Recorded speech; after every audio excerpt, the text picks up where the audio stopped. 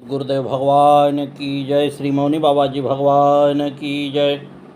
बहुत समय पहले की बात है। आदि शंकराचार्य और मंडल मिश्र के बीच 16 दिन तक लगातार शास्त्रार्थ चला। शास्त्रार्थ में निर्णायक भी मंडल मिश्र की धर्मपत्नी देवी भारती। हार जीत का निर्णय होना बाकी था। इसी बीच देवी भारती को किसी आवश्यक कार्य से कुछ समय के लिए बाहर जाना पड़ा। लेकिन जाने से पहले देवी भारती ने दोनों ही विद्वान के गले में एक एक फूल माला डालते हुए कहा, वे दोनों मालाएं मेरी अनुपस्थिति में आपके हार और जीत का फैसला करेंगी। यह कहकर देवी भारती वहां से चली गई। शास्त्रार्थ की प्रक्रिया आगे चलती रही। कुछ देर पश्चात देवी भारती अपना कार्य पूरा करके लौटी। उन्होंने अपनी निर्णायक नज़रों से शंकराचार्य और मंडल मिश्र को बारी बारी से देखा और अपना निर्णय सुना दिया। उनके फैसले के अनुसार आदि शंकराचार्य विजयी घोषित किए गए और उनके पति मंडल मिश्र की पराजय हुई। सभी दर्शक हैरान हो गए कि बिना किसी आधार के द्वारा विदुषी ने अपने पति को ही पराजित करार दे दिया। एक विद्वान ने देवी भारती से नम्रतापूर्वक जिज्ञासा की कि देवी, आप तो शास्त्रार्थ के मध्य ही चली गई, फिर वापस लौटते ही आपने ऐसा फैसला कैसे दे दिया? देवी भारती ने मुस्कुराकर जवाब दिया, जब भी कोई विद्वान शास्त्रार्थ में पराजित होने लगता है और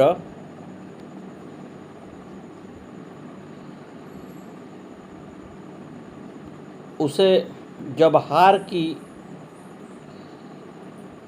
झलक दिखाई देने लगती है तो इस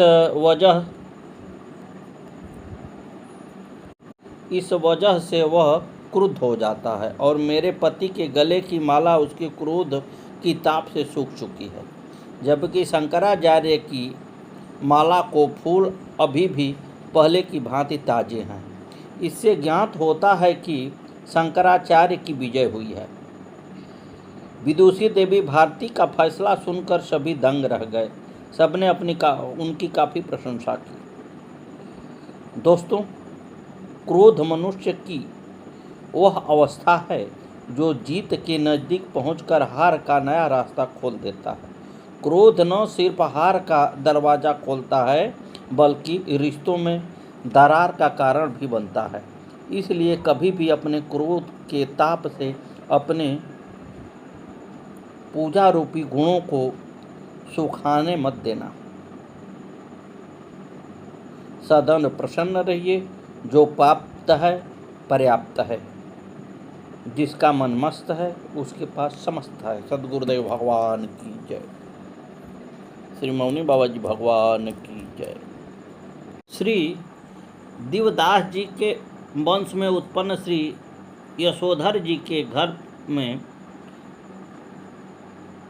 अनपानी भक्ति प्रकट हुई। आपके स्त्री पुत्र आदि सभी लोग आपके मत से सहमत थे। सभी भगवत परायण थे। आप भगवान की एवं उनके भक्तों की सद्भावना से सेवा करने लगे। आपके श्रीमुख से निरंतर श्री राम नाम रसामृत की धार बहती थी। श्री विश्वामित्र जी ने अयोध्यापुरी में आकर श्री दशरथ जी से कहा, हे राजन, यज्ञ रक्षा के लिए आप अपने दोनों पुत्र श्री राम और श्री लक्ष्मण को दे दीजिए। श्री दशरथ जी ने दे दिया। तब श्री राम लक्ष्मण ने श्री विश्वामित्र जी के साथ गमन किया। सीतापति श्री रामचंद्र जी के इस प्रथम वनगमन का आपने अति सुंदर ढंग से वर्णन किया है। गान करते हुए आप प्रेमावेश में विभोर हो गए। वियोग सहन नहीं हुआ। मैं भी साथ चलूँगा, ऐसा कहकर रोने पुकारने लगे। प्रभु ने प्रत्यक्ष प्रकट होकर कहा कि तुम यहीं रहो। मुनि के यज्ञ को संपन्न कराकर हम अभी आते हैं। परंतु वियोग न सह सकने के कारण आपने अपने प्राणों को प्रभु पर निछावर कर दिया। इस आशय के आपके पद लोक में अति प्रसिद्ध हैं।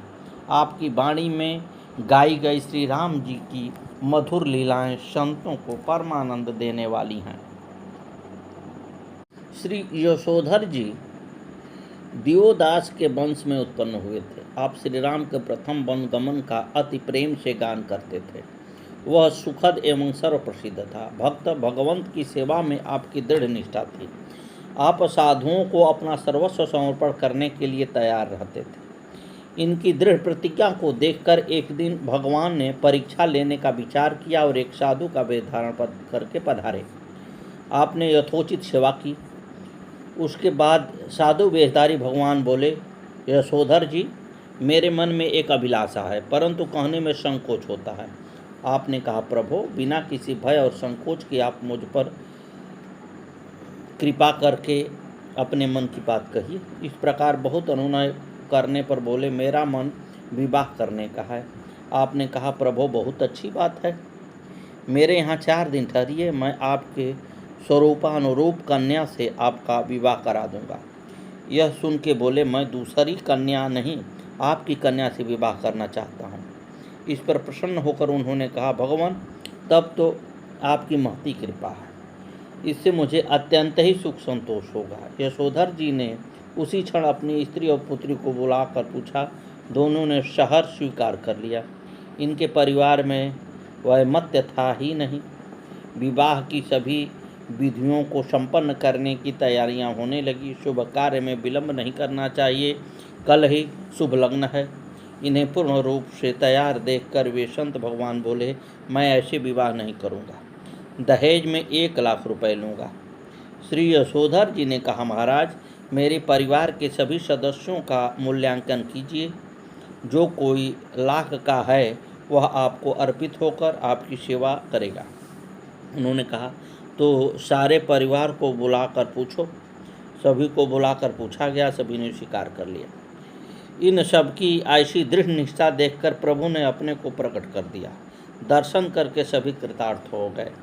एक बार भक्त प्रवर श्री यशोधर जी एक गांव से संत सेवा निमित्त कुछ अन्न धन लेकर अपने घर को आ रहे थे। रास्ते में इन्हें देखकर डाकुओं ने लूटना चाहा। पीछे करते हुए जब एकांत जंगल में पहुँचे तब उन्होंने घात लगाई। इतने में उन्हें सांवरे गोरे 2 किशोर धनुष बाण लेकर संधान किए हुए श्री यशोधर जी के साथ दिखाई पड़े, अतः लूट न सके। ये कौन है, यह जानने की इच्छा से वे इनके घर पर आए और पूछने लगे कि वे दोनों किशोर कहाँ हैं, कौन हैं, उन्हें देखने की इच्छा है। उनके द्वारा कहे गए लक्षणों से आप समझ गए कि स्वयं श्री राम लक्ष्मण जी ने आकर मेरी रक्षा की। उन्हें भी समझाया कि वे कोई साधारण सिपाही या राजकुमार न थे। अब उन डाकुओं के मन में युगल स्वरूप की स्मृति सुदृढ़ हो गई। उन्होंने श्री यशोधर जी से उपदेश लेकर चोरी डाका छोड़ दिया, सत्यमार्ग को अपनाकर भगवत भक्त हो गए। श्री महाकवि श्री नंददास जी आनंद सिंधु रसिक शेखर सुंदर अपने प्रभु भगवान श्री कृष्ण के प्रेम में पगे हुए रगे थे। श्री राधा कृष्ण की लीला के पदों की रचना में तथा प्रेम रस की रीति युक्त जो ग्रंथ उनकी रचना में बड़े हैं, चतुर थे। आपकी उक्तियां अत्यंत सरस और युक्ति युक्त अर्थात तर्कसंगत है। भगवत भक्ति के सभी रसों का गान करने में आप परम उजागर थे। आप रामपुर ग्राम के निवासी थे, परंतु आपका पावन सुयश समुद्र पर्यंत फैला हुआ था। उत्तम कुलीन ब्राह्मण कुल में उत्पन्न होकर उनके साथ रहते हुए उनके समेत भगवत भक्तों की श्री चरण रज के उपासक थे। आपके बड़े भ्राता श्री चंद्रहास जी भी बड़े सरल हृदय वाले थे और अनन्य प्रेम के रस में पगे हुए थे। श्री नंददास भक्ति रस के पूर्ण मर्मज्ञ की और ज्ञानी थे। उनका जन्म संभवतः 1570 में हुआ था। गोसाई विठलनाथ ने उन्हें अष्टछाप में गौरवपूर्ण स्थान दिया था। उनके पिता का नाम जीवाराम और चाचा का आत्माराम था। वे शुक्ल ब्राह्मण थे। रामपुर ग्राम के निवासी थे। कहते हैं कि गोस्वामी तुलसीदास जी उनके गुरु भाई थे। नंददास उनको बड़ा प्रतिष्ठा, सम्मान और श्रद्धा की दृष्टि से देखते थे। वे युवक होने पर उन्होंने साथ काशी में रहकर विद्या अध्ययन किए थे। एक बार काशी से एक वैष्णव समाज भगवान रणछोड़ के दर्शन के लिए द्वारका जा रहा था। नंददास ने तुलसीदास जी से आज्ञा मांगी। उन्होंने पहले तो जाने की मनाही कर दी, पर बाद में नंददास ने उनको पर्याप्त अनुनय विनय से प्रसन्न कर लिया। मथुरा में उन्होंने वैष्णव समाज का साथ छोड़ दिया। वे वहाँ से द्वारका के लिए स्वयं आगे बढ़े। दैव योग से रास्ता भूल गए। कुरुक्षेत्र के सन्निकट सिंहनंद नामक गांव आ पहुँचे और वहाँ से किसी कारणवश पुनः श्री वृंदावन लौट पड़े। नंददास भगवती कालिंदी के तट पर पहुँच गए। यमुना दर्शन से उनका लौकिक माया मोह का बंधन टूट गया। उन्होंने उस पार वृंदावन के बड़े बड़े मंदिर देखे, अपने जन्म जन्म के सखा का प्रेम निकुंज देखा। प्रियतम की मुस्कान यमुना तट की धवल और परमोज्वल बकुला में बिखर रही थी। उन्हें ब्रज देवता प्रेमालिंगन के लिए बुला रहे थे। उधर वैष्णव समाज से गोसाई विठलनाथ ने पूछा कि ब्राह्मण देवता कहाँ रह गए। लोग आश्चर्यचकित हो उठे। नंददास को अपने शिष्य भेजकर उन्होंने बुलाया। वे गोसाई जी के परम पवित्र दर्शन से धन्य हो उठे। गोसाई जी ने उनको नवनीत प्रिय का दर्शन कराया। नंददास जी को दीक्षा दिया। उन्हें देहानुसंधान नहीं रह गया। चेत होने पर नंददास की काव्यवाणी ने भगवान की लीला रसानुभूति का मांगलिक गान गाया। वे भागवत हो उठे। उनके हृदय में शुद्ध भगवत प्रेम की भागीरथी बहने लगी। श्री गोसाई विठलनाथ ने उन्हें गले लगाया। नंददास ने गुरु चरणों की वंदना की, स्तुति की। उनकी भारती के स्वरमय सरस कंठ ने गुरु कृपा के माधुर्य से उपस्थित वैष्णव मंडली को कृतार्थ कर दिया। उन्होंने श्री गोसाई के चरण कमल के अस्थायी आश्रय के लिए उत्कट इच्छा प्रकट की। श्री वल्लभ नंद का दास कहलाने में उन्होंने परम गौरव अनुभव किया। नंददास ने उनके चरण कमलों पर सर्वस्व न्यौछावर कर दिया। उनका मन भगवान श्री कृष्ण में पूर्ण आसक्त हो गया। उन्होंने श्री गोवर्धन में श्रीनाथ जी का दर्शन किया। वे भगवान की किशोर लीला के संबंध में पद रचना करने लगे। श्री कृष्ण लीला का प्राणधन रास रस ही उनकी काव्य साधना का मुख्य विषय था। वे कभी गोवर्धन और कभी गोकुल में रहते थे। नंददास उच्च कोटि के कवि थे। उन्होंने संपूर्ण भगवान को भाषा का रूप दिया। कथावाचकों और ब्राह्मणों ने गोसाई विठलनाथ से कहा कि हम लोगों की जीविका चली जाएगी। गुरु के आदेश से महाकवि नंददास ने केवल ब्रज लीला संबंधी पदों के और प्रधान रूप से रास रस के वर्णन को बचा रखा। शेष भाषा भागवत को यमुना जी में बहा दिया। नंददास ऐसे निष्प्रिय और रसिक श्री कृष्ण भक्त का गौरव इस घटना से बढ़ गया। नंददास की सूरदास से बड़ी घनिष्ठता थी। महाकवि सूर ने उनके बोध के लिए अपने प्रसिद्ध ग्रंथ साहित्य लहरी की रचना की थी। एक दिन महात्मा सूर ने उनसे स्पष्ट कह दिया था कि अभी तुम में वैराग्य का भाव है। अतः महाकवि सूर की आज्ञा से वे घर चले आए। कमला नामक कन्या से उन्होंने विवाह कर लिया। अपने ग्राम का नाम श्यामपुर रखा। श्याम सर नामक एक तालाब बनवाया। वे आनंद से घर पर रहकर भगवान की रसमयी लीला का काव्य लिखने लगे। पर उनका मन तो श्रीनाथ जी के चरणों पर न्यौछावर हो चुका था। कुछ दिन के बाद वे गोवर्धन चले आए। वे अस्थायी रूप से मानसी गंगा पर रहने लगे तथा शेष जीवन श्रीनाथ जी की सेवा में ही समर्पित कर दिया। भगवान श्री कृष्ण का यश चिंतन ही उनके काव्य का प्राण था। वे कहा करते थे कि जिस कविता में हरि के यश का रस न मिले उसे सुनना ही नहीं चाहिए।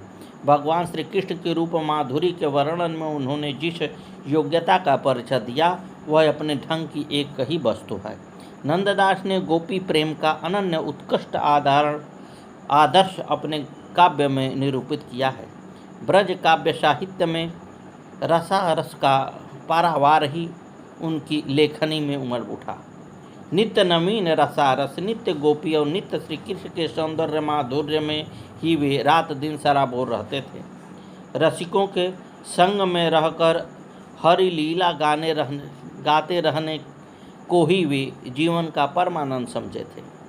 उनकी दृढ़ मान्यता थी। नंददास जी ने सन 1640 में गोलोक प्राप्त किया। उस समय उनका मानसी गंगा पर रहते थे।